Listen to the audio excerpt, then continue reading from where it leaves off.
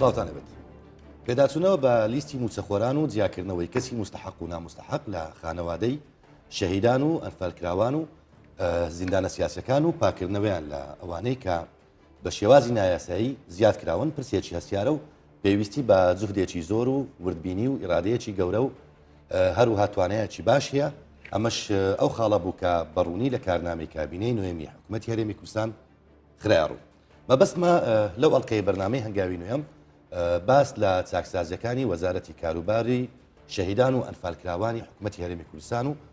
لە ڕێگەی داتا و بەدواداچنی ڕۆژنامەوانیەوە قسە لەسەر هەنگاوەکانی وەزارەتەکە بکەین بۆ پاکردنەوەی ناوی ئەو کەسانەی بە شێوازی نایاسایی لە لیستی مستحقی شەهیدان و ئەنفالکراوان و زیندانانی سیاسی تۆمارکراون. ئەمیش بە میوانداری بەڕێز عەبدوڵڵا حاجی محمود وەزیری کاروباری شەهیدان و ئەنفالکراوانی حکوومەتی هەرێمی کوردستان. جەنابی وەزیر بەخێر بێت.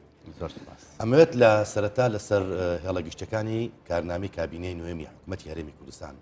قسە بکەین کە زۆر بەڕوونی لە مادەی هەشتی کارنامەکە هاتووە کە خزمەتی خانەوادەی شەهیدان و ئەنفالکراوان و کەم ئەندامانی سەنگەر و بریندارەکان و قوربانیانی هەڵمەتەکانی جینۆساید و زیندانە سیاسەکان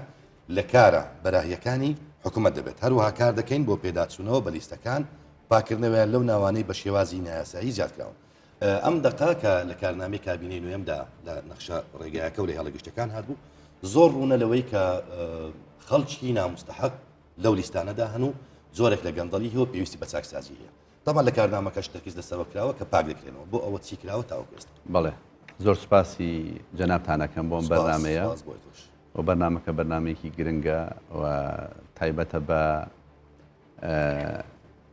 چاکسازی لە حکوومەتی نوێی هەرێمی کوردستان. طبعا تەنها لایەن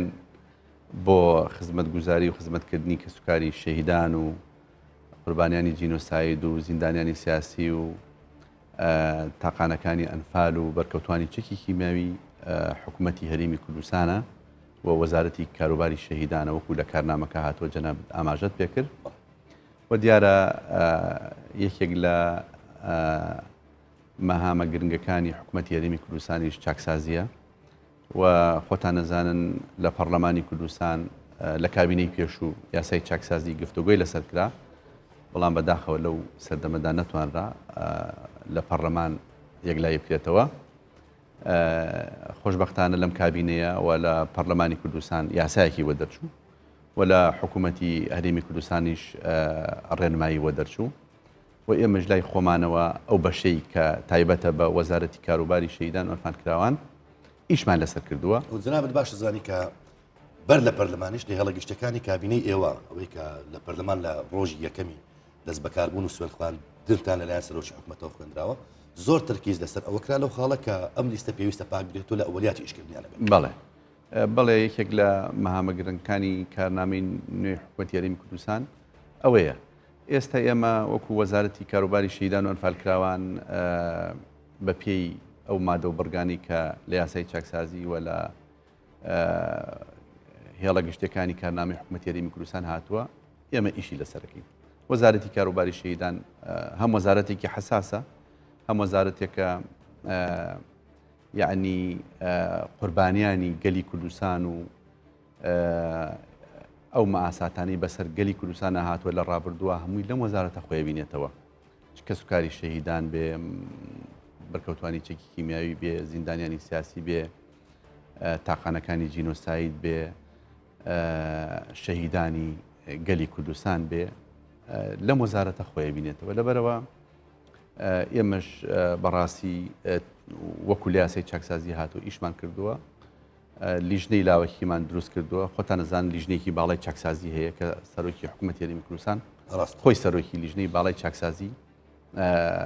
لە هەرێمی کوردستان و هەر وەزارەتێکیش بۆ خۆی تایبەتمەندێکی خۆی هەیە. لە دوای لیژنەی باڵا ئێمەش وەکو وەزیری شەهیدان بەرپرسیارین لەوەی کە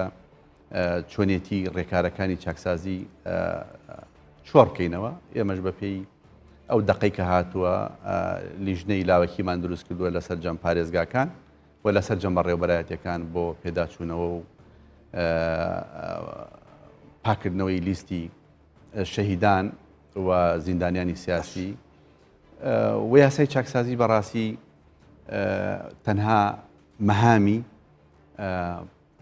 دادپەروەریە، یعنی مەهامی سەرەکی یاسای چاکسازی لە وەزارەتی کاروباری شەهیدان دادپەروەریە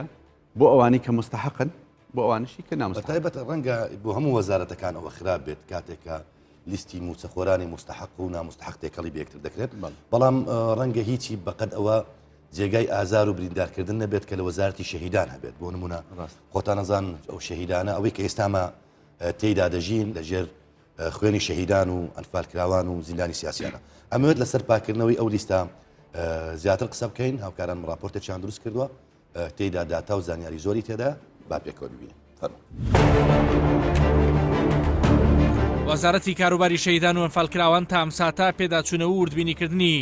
بەشێک لە دۆسیەکانی ئەنجام داوە. لە ئینفۆگرافیکە بە شێوەیەکی ورد شوێن و جۆری دۆسیە و ژماری دۆسیە و ژماری دۆسی وردبینی کراوتان پێ دەڵێین. یەک بەڕێوەبەرایەتی کاروباری شەهیدان و ئەنفالکراوانی هەولێر، جۆری دۆسیە لە شەهیدی سەنگەر، ژماری دۆسیەکان 13465 دۆسیان، ژماری دۆسی وردبینی کراو 720 دۆسیەیە.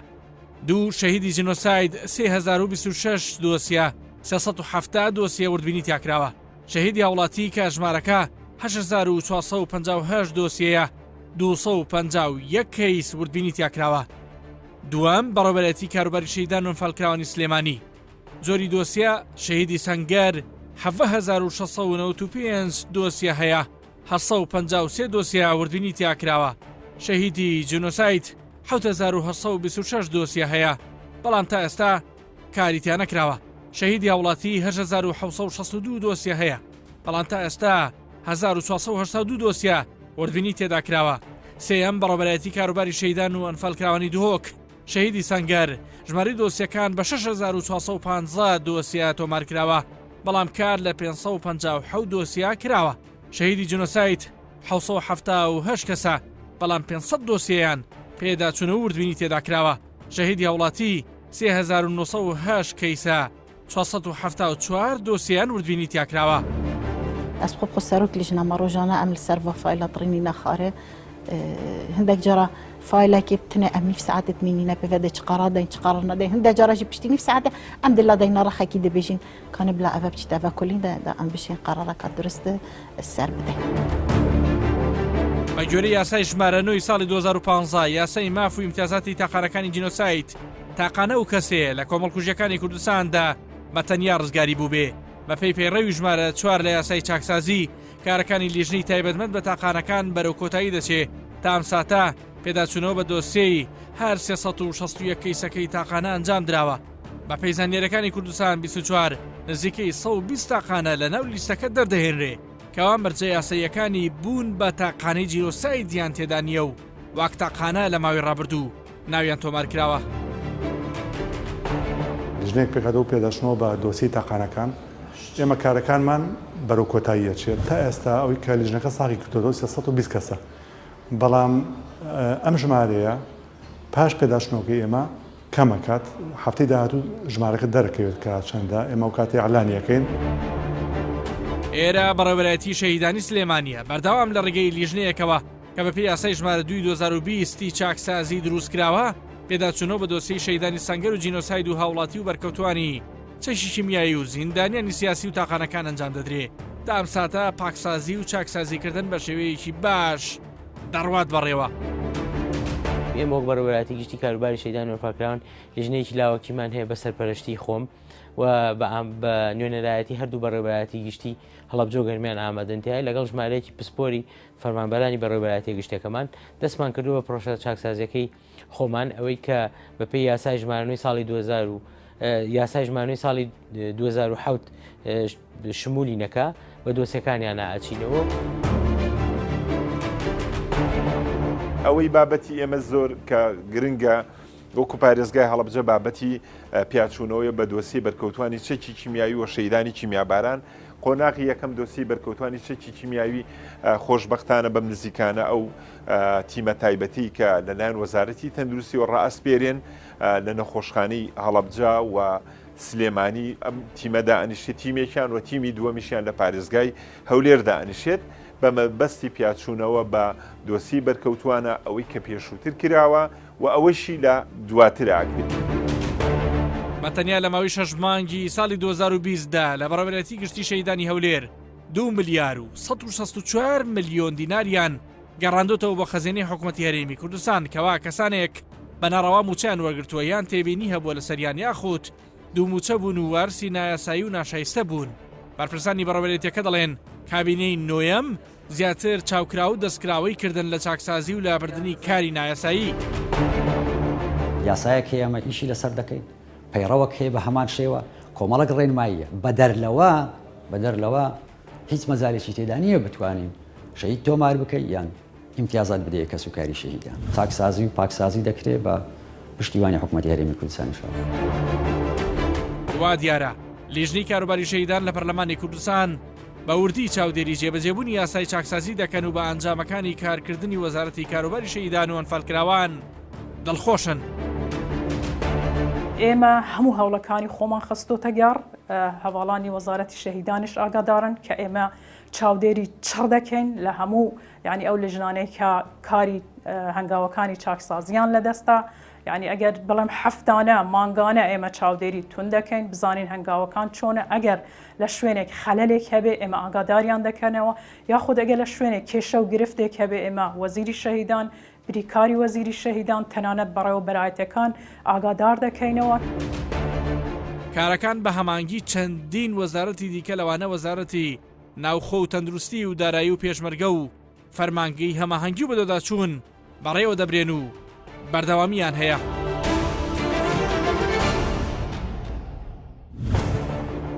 بەڵێ جەنابی وەزیر وەکەوەی کە لە راپۆرتەکە بە دیار دەکەوێت دەستان کردووە بە چاکسازی و پاکردنەوەی لیستی مستحقین لە یان مستحق و نامستحقان بێگری ئەمە زای کێشێشی ڕۆژانەی و بەردەوام بە دوواداچوونەکەن وەکەوەی کە تازە پەیپەرێکی نوێتان لەگەڵ خۆتان هێنا بۆ کێشی ئەوڕۆتانە ئەنی قسە لەسەر ئەوەیە کەی ئەتوانن بگەنە دەرئەنجام بەیەکجاری ئەم لیستە پاک بێت. بەڵێ خۆی چاکسازی لە وەزارەتی کاروباری شەهیدان پرۆسێکی بەردەوامە و هەر بەردەوامیشە بێ بەڵام هەر دۆسیەیەک وەختێکی زۆریەوێ تا پشت ڕاستەکرێتەوە کە مستحقە یا مستحق نییە ینی وارسەکەی مستحقە یا مستحق نییە یان تۆماری شەهیدەکە یا تۆماری زیندانیەکە یا تۆماری مەسەلەن بەرکەوتەی چەکی کیمیاوی یا تاقانەی جینۆساید ئەمانە مستحقن بە پێی یاساکە یا مستحق نییە. پێوەرانە چین کە دەتوانن دەستیشانیان بکەوێت کە مستحقنیان لە ناو دۆسیەکە بۆ هەر شەهیدێک یا بۆ هەر یەکێک لەوانی باسم کرد زیندانی سیاسی بێ شەهیدی هاوڵاتی بێ سەنگەر بێ شەهیدی جینۆساید بێ تاقانەکانی ئەنفال بێ تاقانەکانی جینۆساید بێ بەرکەوتەی چەکی کیمیاوی بێ ئەمانە بۆ خۆی هەرێکی پێوەرێکی هەیە لە ناو دۆسیەکان و هەر هەمووشیان ڕێنمایی تایبەتی خۆیان هەیە وەڕێکاری کارکردنیان هەیە شێوازی یەکلاییکردنەوەی مستحقی وارسی ئەو شەهیدە یا ئەو شەهیدە کاتی خۆی ئەو سنفەی وەرگرتووە حەقی خۆیەتی یا غەدری لێکراوە ئەو لیژنانە کە ئێستا پێداچوونەوە ئەکەن هەڵسەنگاندن ئەکەن بۆ دۆسیەکان و پێداچوونەوەی پێدا دەکەن ئەو لیژنانیش تەبعاً کە پێک هەیەنراون لیژنەی مختصن و تایبەتمەندن لە هەموو بەشەکانی تایبەت بەو پێگاتەیی تایە مەسەلەن شەهیدی سەنگەر بێ هاوڵاتی بێ تاقانەکانی جینۆساید بێ بەرکەوتوانی چەکی کیمیاوی بێ زیندانیانی سیاسی بێ ڕاگیراوی سیاسی بێ ئەمانە هەمووی پێوەر و ڕێکار و ڕێنمایی خۆی هەیە. بۆ نمونە کەسێکی زیندانی سیاسی یانیش ئەوانەی کە امتیازاتی شەهیدانیان وەرگرتووە بەڵام لە ئەساسدا زیندانی سیاسی نەبوون بەڵام ناو لیستەکەدا هەبوون و ئیتر لە پێشی لە ڕابردوو وەریان گرتووە ئیزراعاتێ لێ وەرگرتنەوەیان یان عەفەڵڵا و عەمما سەلەف بۆیان. یاسای چاکسازی ئەسەری ڕەجائی نییە. ئەوش گفتوگویەکی زۆر لی لەسەرکرا لە ڕابردوو لە داهاتوە لە پەرلەمانی کوردستانیش یاساکە لە پەرلەمان دەرچووە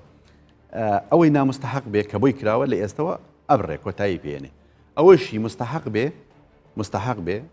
وارسەکەی یا شەهیدەکە ئەو سنفەی کە باسم کرد خۆی تا بینیوەتەوە مەسەلەن غەدری لێکرابێ یا زیاتری بۆ کرابێ یاسای لیژنەکانی پێداچوونەوەی دۆسی چاکسازی دادپەروەرانە حەقی خۆیە دەنێ ینی بە پێی شایستە بوونی هەم ئەو شەهیدەی هەم ئەو زیندانیە سیاسی هەم ئەو بەرکەوتەی کە چەکی کیمیاوی بووە یا وارسەکانیان ئەوەی کە مستحق بێ دادپەروەرانە جنابتان فەرمووتان جێگای سەرنجە کە کاری ئێوە گەڕانەوەی دادپەروەریە ینی ئەمەیان خاڵێک یەکجار گرینگە وەکوی کە باسیش کرا تازە مەسلەی پرسی شەهیدان و ئەنفارکراوەکان پرسی زیندانی سیاسەکان پرسێکی پیرۆزە بەڕاستەکەی پێویستە پاک بکرێتەوە بەڵام چه پێوەرێک هەیە بۆ ئەوەی کە ئەمانە جودا بکرێن و لە یەکتری لە ڕێگەی سکاڵای خەڵکیەوە بۆ نمونە سکاڵایەکەتان بەس لەسەر ئەوەیە خەڵکانێک بێت بڵێت ئەمن زیاترم لەو پلەی کە وەرم گرتووە پێویستە مافی زیاترم بدرێتێ ئەی بەشێکی لەوە نییە کە خەڵکانێک ڕەنگە مستحق نەبێت بەڵام یەکێکە بزانێت بتوانێت سکاڵی لەسەر تۆمانکە بەڵام بە شێوێکی نهێنی بەتاکید ملاحەزەکەی جەناب زۆر جوانە جاری وا هەیە کەسێک شەیدەکەی شەیدی هاوڵاتیە سکاڵای کردووە دەڵێ غەدرم لێکراوە لیژنەی چاکسازی پێدا چوونەتەوە ینی غەدری لێکراوە حەقەس شەیدی سەنگەر بێ کە لیژنەی چاکسازی پێدا چوونیان پێدا کردووە لە نەتیجا شەیدی هاوڵاتی شمولی ناکە هەرەسڕێتەوە یعنی ئەوەی جەنابەت باسەکەی بەتەکید وایە زۆر جاریش لە سکاڵەکان ئەوەی غەدری لێکرابێ مەسەلەن مستحقی زیاتر بێ حەقی خۆی وەرەگرێ ئەوەشی نەخێر هەر سکاڵایەکە و کردوێتی حەقەکەی خۆی وەرگرتی بێ و خۆی ڕاتەوە یعنی بە شێوازێکی دادپەروەرانە هیچ غەدرێ لە کەس هەرچەند ئەوە ئیشی خۆتانە بەڵام تاکە سەرنجێکی من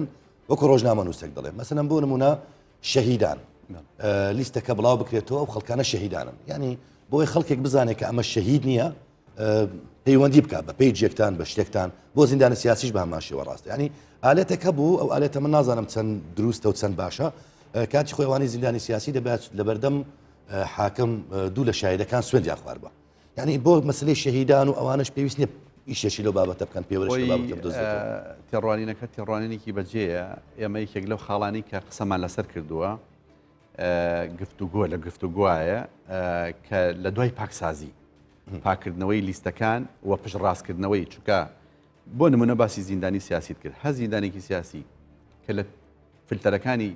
چاکسازی تێ ئەپەڕێ ئەبێ پشتڕاست کرێتەوە لە عێراق مختبەسی حکمی هەیە نیەتی و ئەو مادەی کە پێی کراوە پێی بۆ بە زیندانی سیاسی چونکە مادە هەیە بۆ زیندانی سیاسی ئەبێ و بۆ شتی تریژە بێ پشتڕاستکردنەوەی و لە بایۆمەتری لە هەرێمی کوردستان کە هیچ موچەیەکی تری نەبێ لە دوای تێپەڕبوونی ئەو مدە قانونی کە لە پەرلەمانی کوردستان 10 ساڵی بۆ دیاری کراوە ئەم 10 ساڵی هەبێت ئەمیان زۆر گرنگە بەسەردا تێنەپەڕیت بۆ نمونە زیندانیەکی سیاسی ئێستا پێی دەگوترێت لە نێوان من حەو موچەی خۆت دانەیە کەڵبژێرە 10 ساڵەکەی تەواو نەکردووە یانش پێویستە 10 ساڵەکەی تەواو بکە ئەمجا ئەم ئۆفەری بدرێتێ 10 ساڵەکە منحەیەکە لە پەرلەمان دیاری کراوە ئەکرێ زیندانی سیاسی و موچەخۆریش بێ ئەم 10 ساڵە تەواو بوو دوای 10 ساڵەکە اختیار ئەدرێ بە خۆی کامیان اختیارەکەی ئەگەر فەرمانبەریەکەی اختیار کرد یا ئەو موچەی کە هەیەی ئەوە تحصیل حاصلە وەک خۆی ڕوا لای ئێمە کوژێتەوە ناوەکەی بەس ناوی زیندانیانی سیاسی لە لەوحە لای ئێمە ئەمێنێتەوە وەکو لیستی سەروەران و تێکۆشەرانی گەلی کوردستان کە ئەمانە زیندانی و ئەوانە بوون کە لە کونجی زیندانەکانی ڕژێمی بەعز ڕژێمێک لە دوایەکان کە ژیانیان بەسەر بردووە ئەمێنێتەوە بەڵام لە اختیارکردنی منحەکەی یا ئەو موچەیە هەیەی ئەمێنێتەوە بۆ خۆی کامیانی اختیار کرد ئەگەر زیندانی سیاسی اختیار کرد ئێمە کۆمەڵی فلتەر هەیە پێداچوونەوەی پێدا ئەەکەین دوای ئەوە پشتڕاست بوویەوە پرسیارەکەمان لەبیر نەچی ئەوەی کە لە کەناڵەکانی ڕاگەیاندن ناوەکە ڕابگەێنرێ بەڕاستی ئەوە ژێکێکە لە ئەوەی کە لە بەرنامەمانە هەیە ئەوش لایەنی باشی هەیە و لایەنی خراپیشی هەیە زۆر جار مەسەلەن کە دایە بەزێنی بەداخەوە هەیە مەسەلەن شتە نێرێ یا شتی شخصی هەیە لەگەڵ کەسێک یا مەسەلەن تۆمەتێکی بۆ دروستەکە ئەوەش بۆ خۆی کۆمەڵێ لایەنی باشی هەیە و لایەنی خراپیشی هەیە بەڵام یەکێکە لە ئەگەرەکان بۆ سەرجەم لیستی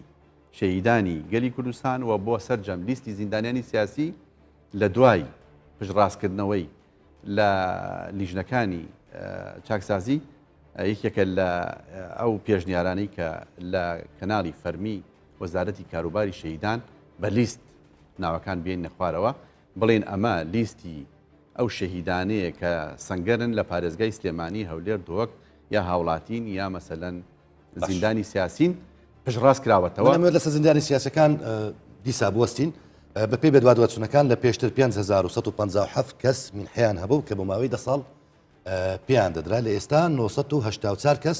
تا ئەم ساتە موچەی موچەخۆرانی یان موچەی زیندانە سیاسەکان وەردەگرن. لەم ڕێژەیە کە ئیتر لە 10 ساڵەکەیان تەواو کردووە ڕێژەیەکی زۆریشەیە کە مستحقن بەڵام تاوەکو حالی حاضر من حیان پێ نادرێت ینی ئەمانە کەی دێنە پێشەکەمیشکەی ئەمانە سڕێیان دێت کە دووبارە من حی زیندانە سیاسیان پێ ئەو ڕقەمە ئەوانەیە کە هیچ موچەیەکیان نییە ئەو 900 ئەوەی کە باست کرد بڵێ ئەوە لیستەکەم کە ئێستا ڕەنگە زیندانیانی سیاسی زۆر ئەم پرسیاریان لە ئەمە بەست بێت کە جنابەت کردت بڵێ ئەوانن کە هیچ موچەیەکی تریان نییە لیستەکەم ئاراستەی سەرۆکاتی ئەنجومەنی وەزیران کردووە بۆ نوێنەرایەتی حکوومەتی هەرێمی کوردستان لە بەغا بۆ تەصدیقکردن و پشتڕاستکردنەوەی لە عێراق بۆ ئەوەی بزانین ئەم مقتەبەس حکومەی کە هەیان بووە دقیقە ڕاستە یاوان نییە ئەوانش ئەرشیفێکی باشیان نەبێت جنابی وەزیر هەیەە ئەمە شتێکە لە کێشەکە لای ئەوان هەیە هەمووی هەیە هەمووی شتەکانیان هەیە بەڵام بەداخەوە گیر و گرفت هەیە گیر و گرفت لە چیایە یەکەم ئەو لیستی کە هاتۆ بۆ ئێمە لە کە هیچ موچەیەکیان نییە بە دووادا چونمان کردووە گرفتێکمانەیە هەندێک لە دەستگاکانی حکوومەتی هەرێمی کوردستان بە تایبەتی سلکی ئاسایش بایۆمەتریان نەکردووە هەندێک لەو زیندانی سیاسیانە لای ئێمە ناویان نووسراوەتەوە کە هیچ موچەیەکیان نییە بەڵام هەیەە لە شوێنی تر هەیەە و یەکێکە لە گرفتەکان هەندێکیشیان بەڕاستی کە بە دۆسیەکان دەیانات چوینەتەوە مختبەس حکومەکان دەستکاری کراوە بەلا کوژراوەتەوە ڕاست کراوەتەوە یعنی خۆی دەبڵ چێک ناکرێت بۆ نمونە جنابتان دەفەرمونون کە دەچێتە بەغدا نردومانە بۆ بەغدا و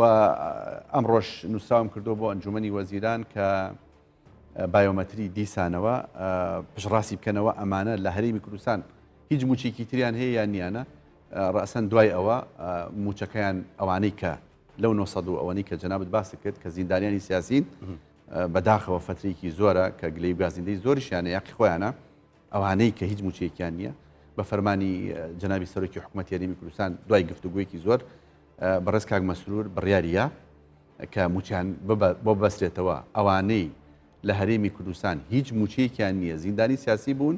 حەقی خۆیانە موچەیان بۆ بەسرێتەوە ئەوە ئێمە لە سەروبەندی ئەوین و لێرەوە بەسەر جەم زیندانیانی سیاسی دەڵێن و ڕایەگەیەنین دڵنیابن لەوەی ئەوانەی هیچ موچەیەکیان نییە پشڕاست کرایەوە هەم لەلایەن نوێنەرایەتی حکوومەتی هەرێمی کوردستان لە بەغداد و هەم لەلایەن بایۆمەتری خۆمان لە هەرێمی کوردستان ئێمە موچەکانیان بۆ بەس ئەوانەی کە موچیان هەیە و بەڵام هێشتا با بڵێن معاملەتەکانیان یان پرۆسەی مامەڵەکانیان لە جێبەجێکردندا بۆ نمونە لە ئێستاوە خەریکن دەسە لای حاکەم بۆی سوێن بخۆن یانیش تازە خەریکن بۆ ئەمانە چیکەی ئەمانش داخلی ناو لیستەکە دەبن بەڵام موچە خۆرشن لە ئەساسدا وەکو من حەکە دەڵێم بەڵێ خۆی ئەوانی کە جەنابەت باسیەکەی ئێمە عەدەدێکی زۆر زیندانیانی سیاسی هەیە و 5,000 و ئەوەنەی وەکو باست کرد تا ئێستا مینحەی بۆ دیاری کراوە لەو 5,000 و ئەوەندا ئێستا 1550 کەسی ماوە لای ئێمە کە موچە وەردەگرێت مینحە وەرەگرێتی زیندانیانی سیاسی ئەویش مدەکەیان لە سەروبەندی کۆتایی هاتنی 10 ساڵەکەیان نایە ئەوانیش لە دوای ئەوە تەواو بوو وەکو ئەم پێوەری کردانراوە بۆم 900 ئەوەندە ئەوانیش بە هەمان پێوەر و هەمان ڕێکار کاریان لەسەرەکەین و زیندانیانی سیاسی دڵنیاکەمەوە کە ئێمە درێغی ناکەین بەڵام پرۆسەکە پرۆسەیەکی زۆر ئاڵۆزە زۆر وردە هەر دۆسیەک بۆ خۆی دنیاە بە دووادا چوونیە بێ چکە یاساکە ئاماژەی کردووە ڕێکاری دانراوە بەند و مادەی هەیە چۆنیەتی شمولکردنی زیندانیانی سیاسی و لە دوای نەمانی منحەکەشی لەبەرەوە ئێمەش ئەبێ زیندانیانی سیاسیش بۆ خۆشیان وا باشترە کە دەرفەتی زیاتر بدەنە ئێمە نەوەکو کەسێکی تێبکەوێت کە زیندانی سیاسی نەبێت. جەنابی وەزیر بەشی زۆری ئەوەی کە کۆمکارانی زیندانی سیاسی لە یان کۆمکاری زیندانی سیاسی لە هەرێمی کوردستان لە ڕێگەی نووسنگەکانی خۆیان و ئەو شوێنانی کە کاری زیندانە سیاسەکانەکەن بۆ بەشی زۆریان هەویە دروست کراوە ینی ناسنامەی زیندانی سیاسیان هەیە ئەمێت ئەوە بپرسم هەرچی هەویەی زیندانی سیاسی و ناسنامەی زیندانی سیاسی هەبێت مانای ئەوێ کە زیندانی سیاسیە هەر زیندانێکی سیاسی لە فلتەری لیژنەی چاکسازی دەرنەچێ منحەی هەبێ و هەوێی هەبێ پشڕاز نەکرێتەوە نابێ بە زیندانی سیاسی یعنی بۆ ئەوەی ڕۆن بێ ئەوەی هەوێی بۆ کراوە ئەوەشی منحەی هەیە کە منحەکەی تەواو بوو لە فلتەری لیژنەی لاوەکی چاکسازی کە لە وەزارەتی شەیدانە و نوێنەرەکەی لە ئەنجومەنی وەزیرانەوە هاتووە نوێنەری وەزارەتی دارایی وەزارەتی شەیدانی لەگەڵا هەر زیندانێکی سیاسی لەو لیژنەیە پشتڕاست نەکرێتەوە بەڕاستی نابێت بە زیندانی سیاسی. کەواتە ناسنامە تەنها هۆکارێک نییە بۆ دەستنیشانکردنی زیندانی سیاسی. بەتاکید زۆر باشە. دوا پرسیارم لەسەر زیندانە سیاسیەکان ڕێخستنەوەیە بە پێی یاسا. جاران ئەوە هەبوو کە بۆ نمونە ڕۆژێکیش گیرا بێت داوای ئەوەی دەکرد کە بچێت مامەڵە بکات و یان مامەڵی یاسایی بکات بۆ یەکو زیندانی سیاسی لە قەڵەم بدرێت لەگەڵ ڕێزێکی زۆرمان بووی تەمان بۆ کاژمێرەی لە زیندان پێم وایە زۆرە. بۆ ئەمە چۆن ڕێکخراوەتەوە ینی چۆن ڕێکراوە ئەوەی کە 6 مانگە ئەوەی کە ساڵێکە ئەوەی کە 10 ساڵە ئەمە ڕێکخراوەتەوە بە پێی یاسا؟ بەڵێ خۆی یاسایی ژمارە 11 ساڵی 2011 زیندانیانی سیاسی زۆر ڕوون بووە بەڵام بەڕاستی لە ڕابردووە بە فەرمان ئەوانە کراوە. یاسای چاکسازی هەمووی ئەوانەی هەڵۆشانەوەتەوە ئێمە مرونەتیشمان نواندووە بە سەراحەت لە چی؟ لە بەرەوەی لە سەروبەندی کۆتایی مانگەکانە بووین ئەگینا بە پێی یاسای چاکسازی دەبای ئەوانە هەمووی جێبەجێ کرایە. بەڵام ئێستا لە بەرەوەی لە سەروبەندی کۆتایی مانگەکانی وەرگرتنی مینحی زیندانی سیاسیین چاوپۆشیشمان کردووە بەڵام ئەوەی لە 6 مانگ کەمتر بێ بۆ هەر مانگێک 500,000 دیناری دێتی یەک جار. ئەگەر 6 مانگ بێت 3 ملیۆن دێتی و یەک جار و کۆتایی پێ. 2 مانگ بێت ملیۆنی دیناری دێتی و کۆتایی پێ. بەڵام بەداخەوە لە ڕابردووە بە فەرمان ینی تەجاوزی یاساکە کراون بە زیندانی سیاسی ڕاگیرا و جایە زیندان جایە. لە ئێستا بەدواوە ئەوەی زیندانی سیاسی نەبێ ئێمە لە لیژنەی باڵای چاکسازی ناتوانین منحی بۆ بڕین. ڕەنگە بەرتەقەی منحەکە شتێککە گرنگتر بێت کە با بڵێن پاڵپشتیکردنە لە ڕووی معنەویەوە. قسە لەسەر ئەوەیە کە ئەوەی کە زیندانی سیاسیە ڕۆژێک لە ڕۆژان لە پێناو ئەو خاکە لە پێناو دۆسیەکی زۆر گرنگی نەتەوایەتی چۆتە زیندان. ڕەنگە ئەو منحەکەی بەلاوە مهم بێت بەڵام ئەوەی کە ئازاریەدا لە تەک خۆی خەڵکانێک منحەوەر دەگرێت ناوی زیندانی سیاسیە بەڵام زیندانیشە بەڵام لەسەر سیاست نەبوو لەسەر نەتەوایەتی نەبووە. ئەمە پێتوانێت کە کاری ئێوە زیاتر قوڕستر دەکات کە زوو دەستکاری ئەو برینە بکەن یانیش یا ئەو برینە ساڕێژ بکەن بۆەوەی زیندانێکی سیاسی هەست بەغوبن نەکات هەست بە بێتاقەتی نەکات کە لە تەک خۆی یەکێک منحەوەر دەگرێت کە ڕەنگە ڕۆژێک لە ڕۆژان ئەسڵەن بەدیوە سیاسیەکە و نەتەوەیەکە هەتێ نەپەڕیبێت. بەتاکید خۆی دوجار لایەنی یاسایی ئێمە ڕێکاری یاسایی ئەگەینە بەر یاسایەکە دەرچووە و کاتی خۆی و لە پەرلەمانی کوردستان دەرچووە. ئەو یاسا شێواز و ڕێکاری خۆی داناوە بۆ چۆنێتی زیندانیانی سیاسی. جا هەر کەسێک لای پەسەند بێ لای پەسەند نەبێ ئەمە لە دەرەوەی ئیرادەی وەزارەتی شەهیدانە لە دەرەوەی ئیرادەی ئێمە بە پێی یاساکە وەکو جەنابەت باست کرد پیاوەرەکان دیاری کراوە. ئەوە خاڵێکە. خاڵی دووەمی بەتاکید وەکو لە سەرەتای قسەکانیشا باسم کرد. مەهامی ئێمە دادپەروەریە. ئەوەی حەقی خۆیەتی حەقی خۆی وەرەگری ئەوەیشی ناحەقە ئەخرێتە دەرەوە. یعنی بە دادپەروەرانە ئێمە ئیشەکەین بۆ ئەوەی هەم ئەوەی زیندانی سیاسیە هەم فیەکانی تری ناو وەزارەتی کاروباری شەهیدان و فەرکراوان یعنی لە دەروونەوە مرتاح بن دادپەروەریانە کارەکەین و پێم وایە ئەوانش پێیان خۆشە و ئەوەشی تا ئێستا مەسەلەن بەنایاسایی بۆی کراوە یا حەقی خۆی نەبووە پێی درراوە وەکو باسم کرد یاسای چاکسازی لەبەرەوەی ئەسەری ڕەجعی نییە ئەویشی تر کۆتایی پێ بێت و یعنی ڕێکاری یاسای خۆی وەرگریوان کە لە 2021 ئەمە بە کۆتا بێت ینی گەشتبیرنەوەی 2021 تەواو لیستەخاوێن بێتەوە. پرۆسەکە پرۆسێکی بەردەوام و ئاڵۆزە بەڵام بەردەوامە بین ئیشی لەسەر ناکەین یعنی بەدەقە و سەعات لیژنەکانی چاکسازی لە وەزارەتی کاروباری شەهیدان لە لیستەکانی شەهیدان و لە لیستەکانی زیندانیانی سیاسی و تاقانەکانی جینۆساید بەرکەوتی چەکی کیمیاوی ڕێنماییمان دەرکردووە ئامادەسازی تەواومان هەیە بۆ پێداچوونەوە بە لیستی سەرجەم ئەو فیئانی کە تایبەتن بۆ وەزارەتی کاروباری شەهیدان. خاڵێکی تریش بۆی لات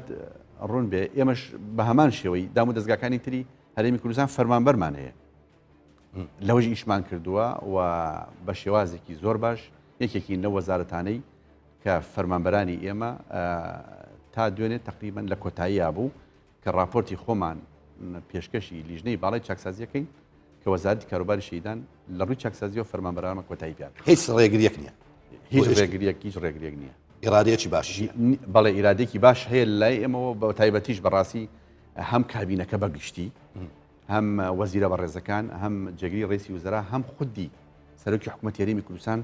زۆر بەجددی و پاڵپشتێکی باشە و ئیرادێکی بەهێز هەیە هەندێشتی شەیە لە دەرەوە یاساکراوە و لە یاسایشە جێی نەبووتەوە بە لیست ئامادەیەکەین ئێمە تەقدیمی لیژنەی باڵای چاکسازی کە سەرۆکی ئەنجومەنی وەزیران خۆی سەرۆکیەتی دوابڕێرەوەی ئەگەر زۆر بە کورتی بەر لەوەی بچمە سەر راپۆرتی دۆم بە کورتی وەڵامی ئەو پرسیارم دەیەوە جەنابەت وەکو خۆت سەرپەرشتی دۆسیە چاکسازی ناوەزارەتەکەی هەموو بەشەکانی یاسای چاکسازی لە هەموو پێگاتەکانی سەر بە وەزارەتی کاروباری شەیدان ڕاستەوخۆ سەرپەرشتی یەکەین و هەمووشمان تیمێکین بەڕاستی من سوپاسی سەرجەم ئەو ستافانە ئەەکەم و زۆر بەجددی ئیشەکە زۆر وردە زۆر ئالۆزە دۆسی هەیە باوەڕەکەی ڕۆژی تاواری پێچ مساوامە لەسەر شتێک ناکە هیچ شتێک ینی وەلا بۆ هیچ شتێک نییە جگە لە چاکسازی و دادپێکەوە ئەو راپۆرتە بین فەرم بۆ جێبەجێکردنی بەشی دووەمی مادەی دوی یاسای ژمارە 2 ساڵی 2020 یاسای چاکسازی لە موچە و دەرماڵە و بەخشین و ئیمتیازاتەکان و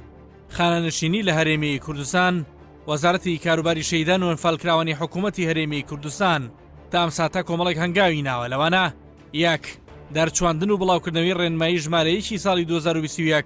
کە بریتیە لە ڕێنمایی ئاسانکاری جێبەجێکردنی یاسای ئیمتیازاتی زیندانیکرا و گیراوانی سیاسی کوردستانی ژمارە 11 ساڵی 2011 هەموارکراو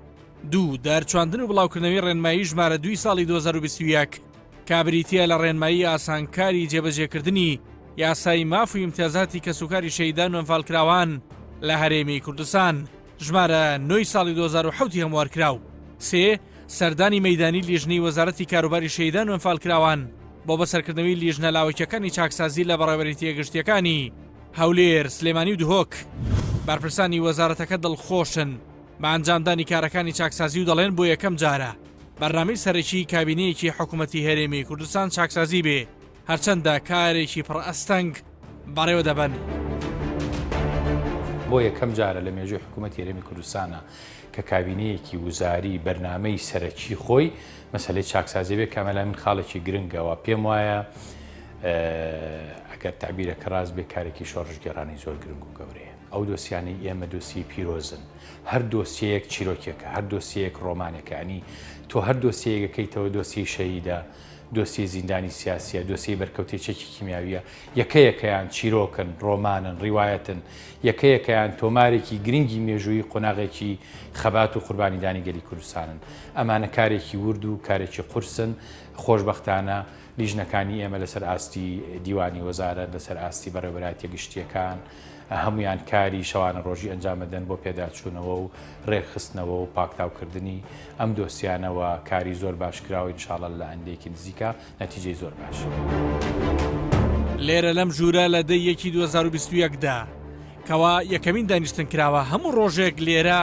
کار دەکرێت بۆ پێداچوونەوە و پاکردنەوە و وردبوونەوەی لیستی زیندانیانی سیاسی لیژنەکە لەسەر بنەمای یاسای چاکسازی دەرچووە 5157 کەس منحیان هەبووە بۆ ماوەی 10 ساڵ موچەخۆر بوون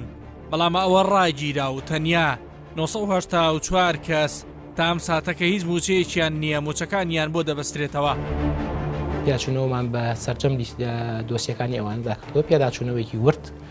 و تقریبان توانم بڵێم ئێستا گەیشتون چوین سەرسکەیەک کە لە ئەتوانین تا ڕێژەیەکی زۆر زۆر بتوانین دڵنیایی بین بە هەند زیندانیانی سیاسی و هەم بە حکوومەتەکەمان کە ئەتوانین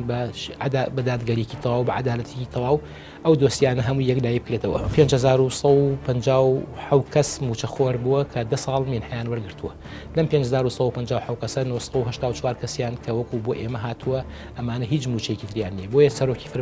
ئەنجومەنی وەزیران فەرمانێکی تر کردووە کە بۆ بەستنەوەی موچەی ئەو بەڕێزانە ئێستا ئێمە پیاچوونەوە بەوەدا دەکەین پاش پیاچوونەوەمان تەواو کرد تقریبان ئێستا ئەتوانین بڵین ئەو 964 لای ئێمە تەواو بووە. بریکاری وەزارەتی کاروباری شەیدان و ئەنفالکراوان دەڵێ پرۆسەکە بەردەوامە تەنیا خاوەن مافی شایستە وە خۆیان موچۆی ئیمتیازاتیان دەمێنێتەوە. هەنگاوەکانی یەکەم لە بەخێوکەر دەستی پێکرد لە زیندوانی سیاسی دەستی پێکرد نەتایجەکان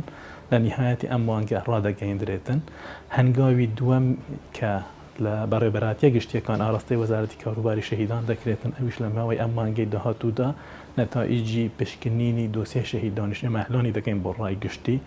پرۆسەکە لە وەزارەتی کاروباری شەهیدان پرۆسەیەکی بەردەوامە قورسیشە چونکە دۆسیە بە دۆسیە دەبی هەڵدەیەوە لە ناو هەر دۆسیەکیش کۆمەڵێک مستەمسەکات و ئەوراق هەیە ئەو مستەمسەک و ئەوراقانە پێویستی بە پشکنین و وردبینیەکی دقیق هەیە بەڵام لە نەتیجەدا تەسەور دەکەم دەرئەنجامێکی گەشتبین بی هەم بۆ خەڵکی هەرێمی کوردستان هەم بۆ خودی ئەوانەی کە مامەلە لەگەڵ وەزارەتی کاروباری شەهیدان دەکەن بەوەی کە ئەوانەی کە شایستەنە شایستەکانیان دەمینێتن و بەسەر بەردندیەوە هەرەوەندە ژنیە ڕۆژی 6/2021 وەزارەتی کاروباری شەهیدان و ئەنفالکراوانی هەرێمی کوردستان ڕاگەیەنراوێکی لەبارەی بڕینی موچەی فەرمانبەرانی وەزارەتەکەی بڵاو کردەوە ڕایگەیاند هاوکاری و منحەی 13282 کەسیان بڕی کە نزیکەی 75,000 دیناریان مانگانە وەردەکرد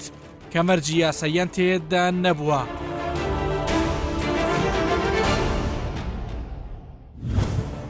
لە سەرەتاکانی ساڵی 2021 وەزارەتەکەی ئێوە ڕاگەیاندراوێکتان بڵاو کردەوە کە باس لە بڕینی هاوکاری و منحەی 13284 کەس دەکات کە پێم وایە 75,000 دیناریان وەردەکرد وەکو بەخێوکەر و چاودێر. ئەمە بۆچی بردرا و مەغزای بڕینی ئەم بڕەپارێت؟ بەڵێ خۆی ئەوە کاتی خۆی بەپێی یاسا دیاری کراوە بۆ بەخێوکەری باوک و دایکی شەهید بەڵام مەرجی یاسایی هەبوو دانرابوو پێوەردانرابوو و دوای بەدوادەچوونێکی زۆر لە بەڕێوەبەرایەتەکانی ئێمە وەک کۆبوونەوە چەند کۆبوونێکمان کرد لەسەری کە هەم پێوەرەکەیان نییە هەم بەڕاستی بە خێوکەرەکانیش نەبوو لەبەرەوە شتێکی نایاسایی بوو ئێمە بڕیمان و پارەکەمان گەڕایەوە ناژگەڕێتەوە ینی ناژگەڕێتەوە خەڵکێکی مستحق بەڵێ ماگانە نزیکەی ملیارە دینار بوو و ئەم لای ئێمە لە وەزارەتی کاروباری شەهیدان هەر شتێک بەپێی یاسا و شێوازی یاسایانە مامەڵی لەگەڵەکەین حەقی خۆی بوو حەقێ دەینێ حەقی خۆی نەبوو حەقەکە گەڕین بەڵام خۆتان نەزانن کە لە موچەخۆران دوو زۆر دەرماڵە هەیە دەرماڵێکی بەپێی یاسا ڕێکخراوە دەرماڵەیە چییە بە بڕیارێکی حکوومەت دروست کراوە یعنی ئێستا خەریکن ئەمانە ڕێک دەخنەوە بۆ وەزارەتی شەهیدانش ئەمە ڕاستە؟ بەڵێ بەڵێ هەر فەرمانێک لە دەرەوە یاسا کاتی خۆی لە هەرومەرجێکی تایبەت لە قۆناغێکی جیاواز لە کابینەکانی پێشوو کرابێ یاسای چاکسازی ئەگەر لە دەرەوەی یاسا بەرکارەکان جا بۆ وەزارەتەکەی من و بۆ وەزارەتەکانی تریژ ڕاستە لە دەرەوە ئێوە هەر فەرمانێکرابێ یاسای چاکسازی هەڵێوەشێنێت دەست پێ دەکرد دەستی پێکردو و هەڵێوەشێنێتەوە و ئێمە ئیشمان لەسەر هەمووی کردووە و ئێمە زۆر بەدادپەروەری و زۆر بە شێوازێکی یاسایی کارەکەین و نەغەدر لە کەسەکەین و بەڕاستیش ئەوەی حەقی خۆی نەبێ عنی شایستە نەبێ کۆتایی پێێن یەکێک لەو دروشمانەیە کە کابینەی نوێمی حکوومەتی هەرێمی کوردستان هەڵی گرتووە حکوومەتی ئەلکترۆنیە ڕەنگە بوونی حکوومەتی ئەلکترۆنی و کۆکردنەوە و داتا و زانیاری لەناو وەزارەتەکان و بەسەرپەرشتی خودی وەزیر و کەسی معنی بە پرۆسەکە ڕەنگە بەشتی زۆری جیر و گرفتەکان لە کۆڵ بێتەوە کۆ سکاڵانێک لە سەرەتای بەرنامەکە باسمان کرد تا دەگاتە پاکردنەوەی لیستی موچەخۆران و موچەخۆرانی مستحق و نامستحق تاوەکو دەگاتە ئەو بڕیار و ڕێنمانەیە کە تازە جەنابیشتان فەرمووتان بۆ مەسلەی پرسی بە ئەلکترۆنیکردن وەزارەتەکەی ئێوە چیتان کرد؟ ئیشمان کردووە و ئەوەی کە ئەرگ بۆ لەسەر ئێمە جێبەجێمان کردووە و ڕۆژانش ئێمە سەرجەم ئیش و کارەکانی لیژنەکانی چاکسازی هەموو کۆتایی هەفتەیەک دێتە لای ئێمەش ئاراستەی لیژنەی باڵای چاکسازیەکەین هەموو کۆتا هەفتەیەک و هەفتانە ئامار و داتای تازەمان هەیە و کارێکی باشە و نەتایجی باشێ بێ هەم بۆ نهێشتنی ڕۆتین هەم بۆ زوو جێبەجێکردنی کاروبارەکانی حکوومەت بە تایبەتی سوودێکی زۆری هەبوو لەم سەردەمی کۆرۆناوانە بەڕاستی هاتوچۆ و کتاب و نردنەوەوانە بە هەمومان بەشێک لە ڕۆتین کەم بۆتەوە بە ڕێگەی ئەلکترۆنیش بەڕاستی ئیش و کارەکانمان کرد کارێکی زۆر باشە ئیشمان لەسەر کردو ئێمە موچەی یان با بڵێن منحەی کە سوکاری ئەنفالکراوان کە سوکاری شەهیدان زیندانی سیاسیان بۆ خوێندن ینی بۆ نمونە قوتابیەکانیان منداڵەکانیان ئەمە وەختێک حکومەت پارەی دەدا بەڵام دواتر وەستا و دواتر دیستا دەستی پێکردەوە بۆ ئەوەی کە بینەران و ئەوانش کە زیندانی سیاسین معلوماتێک لەسەرمە وەربگرن بۆ ئەمە چیتان کردووە و ڕێنمایی نوێ بۆ ئەوە چکە خۆتە نەزانن ئەم ساڵ تۆزە گرفتی وا دروست بوو قوتابی هەیە لە قۆناغی سێمی کۆلێژێکە مەسەلەن بەرمونیان لە دووەمە ساڵی پار و پێرات پارەی دەدرایە بەڵام لە پڕوەستا ئیتر ئەم ساڵ نێزانی بەردەوام بێت یان بەردەوام نەبێت ئەمانە پێویستی بە کۆمەڵێک ڕێنمایی نوێتر هەبوون بۆ ئەمە چیکراوە پرسیارێکی زۆر گرنگە دەست خۆش بۆ ئەم پرسیارە لەبەرەوەی لە سەرۆکبەندی ساڵی نوێ خوێندنە بەڕاستی گیر و گرفتێکی زۆر هەیە هەر لێرەوە سوپاسی وەزارەتی خوێندنی باڵا و وەزارەتی پەروەردە ئەەکەم و دەستخۆشمایی دەستخۆشیشە بۆ حکوومەتی یاریمی کوردستان ڕەغمی ئەو هەموو گیر و گرفت و قەیرانی داراییە بەڕێ سەرۆکی ئەنجومەنی وەزیران و وەزارەتی دارایی فەرمانیان دەرکردووە سەرجەم قەرزەکانی وەزارەتی کاروباری شەیدان تایبەت بە خوێندن کە 90 ملیارە فەرمانی بۆ دەرچووە و نردویانە بۆ ئێمە من دوێنێ لیژنم ئامادە کردووە و ئەمڕۆ پێشەوەی بێمە ئێرە فەرمانەکە ئامادە کراوە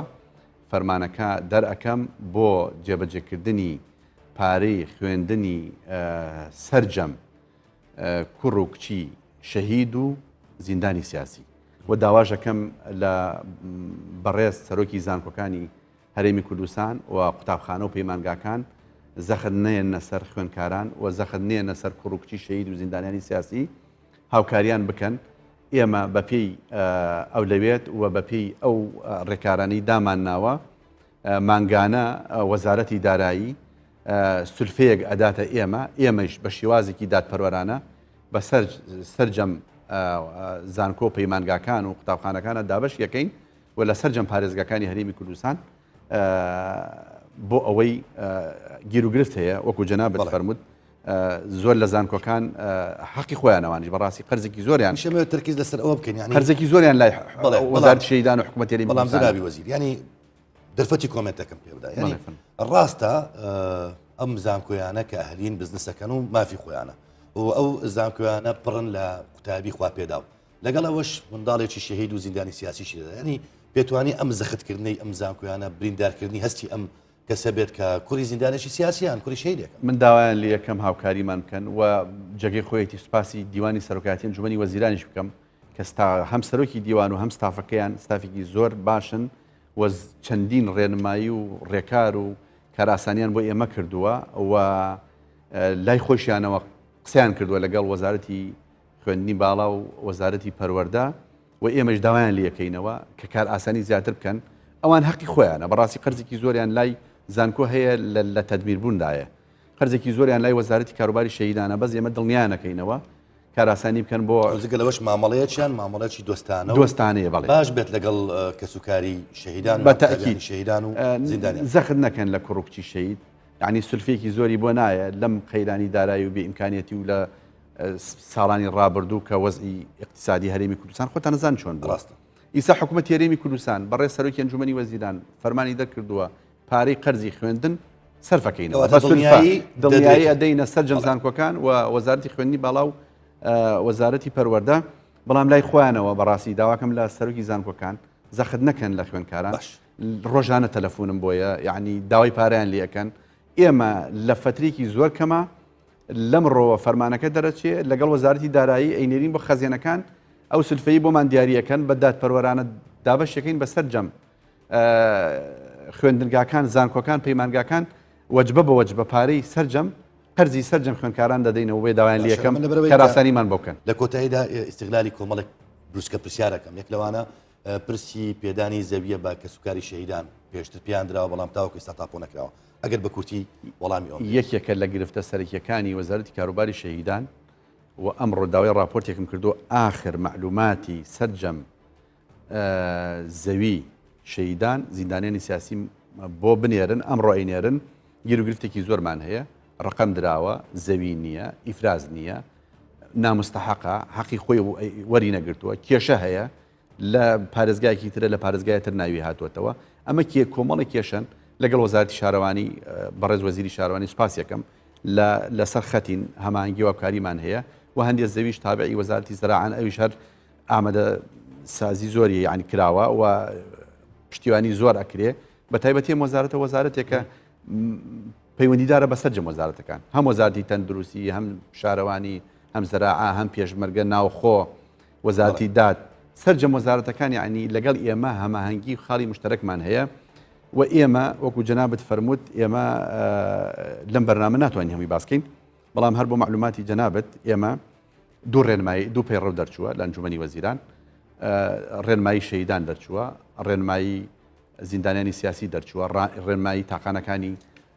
جینۆساید ئامادەیە ڕێنمایی بەرکەوتەی چەکی کیمیاوی ڕێنمایی گواستنەوەی دۆسی شەیدان شەیدانی شەڕی داعش تا ئێستا زۆربەی زۆریان هەم لە وەزارەتی ناوخۆ هەم لە وەزارەتی پێشمەرگە سوودمەند نەبوون لە خزمەتگوزاری لە وەزارەتی شەیدان ئەوەش ڕێنمایەکمان ئامادەیە لەم ڕۆژانەدا ئیشەڵاوانش کۆتایی پێێت و هەر هەمویان سوودمەندە بن لە وەزارەتی کاروباری شەیدان و فەرکراوە پرسیارم زۆر ماوە لەسەر تاقانەی جینۆساید لەسەر بەرکەوتانی سەرچی کیمیایی و لەسەر شەهیدان و جیاوازی لە موچەی شەهیدان کە پرسێت شێکجار ڕەنگە گرنگ بێت ینی وەکو یەک نەبێت مەزموعەیەکیان پارێزی زیاتر وەربگرن بەڵام کاتەکەم تەواو بە هیوام کە لە ئایندەدا بتوانین لە ڕێگەی چ جەنابەت بێت چ نوێنەرانی ئێوە بێت بەشێک لەو پرسیارانەش وەڵام وەربگرم بەڕێز عەبدوڵڵا حاجی محمود وەزیری کاروباری شەهیدان و ئەنفەرکراوانی حکوومەتی هەرێمی کوردستان زۆر سپاس زۆر سپاس بۆ جەنابتان سپاس بۆم بەرنامەیە سپاس بۆ ئێوەش کە بینەرمان بوون تا دیدار هەر شاد